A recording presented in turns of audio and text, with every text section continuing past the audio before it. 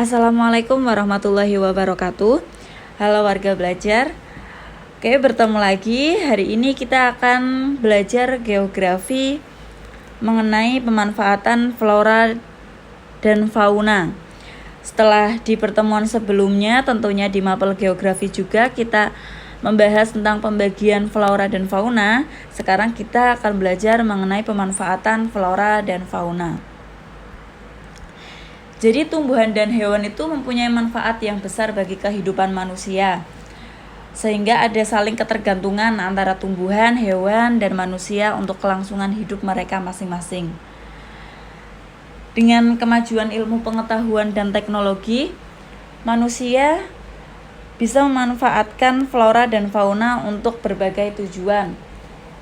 Jadi tidak bisa kita pungkiri ya, manusia itu tidak mungkin bisa hidup tanpa flora dan fauna di sekitarnya.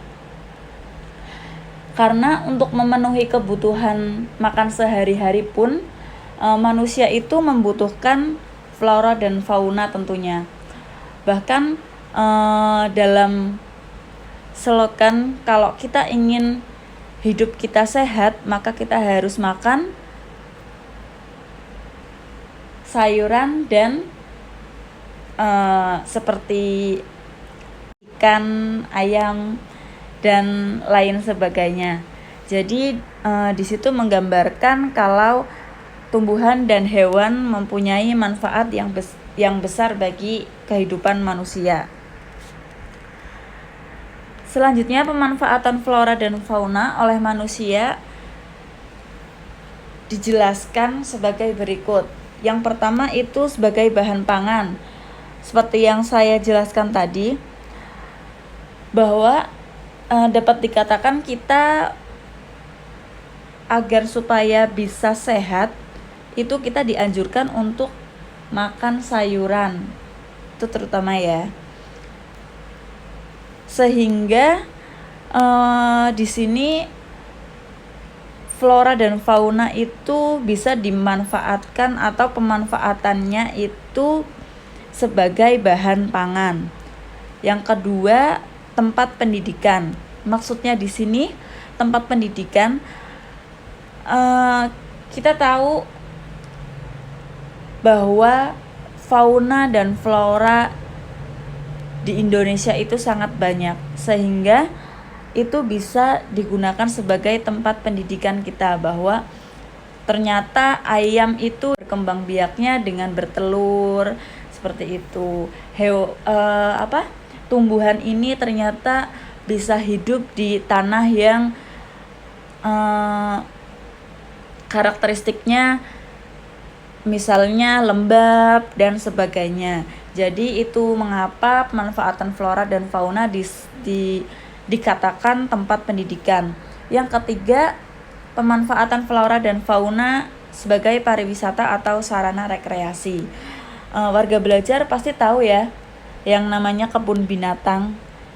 Itu di sana banyak sekali jenis binatang, yang mana tempat tersebut dijadikan pariwisata atau sarana rekreasi untuk berkunjung melihat hewan-hewan yang ada di sana.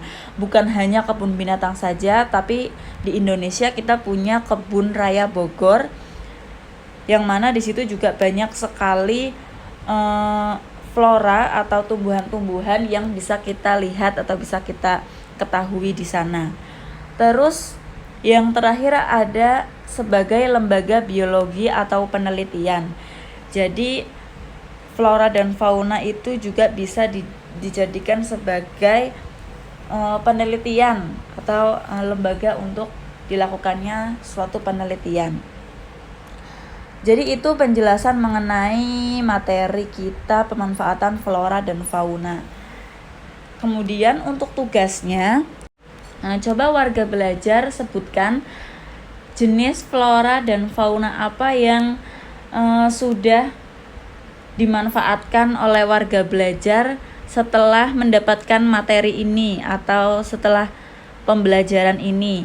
Misalnya mungkin setelah ini warga belajar pergi ke kebun binatang, jadi warga belajar bisa menyampaikan atau menjawab tugas dengan saya memanfaatkan flora dan fauna dengan pergi ke untuk sarana rekreasi dengan pergi ke kebun binatang, misalnya seperti itu. Atau saya memanfaatkan flora dan fauna dengan sebagai bahan pangan, karena di hari ini saya memakan sayur bayam dengan lauk ayam goreng, misalnya seperti itu. Jadi warga belajar menyebutkan pemanfaatan flora dan fauna yang warga belajar lakukan. Oke, sekian. Wassalamualaikum warahmatullahi wabarakatuh.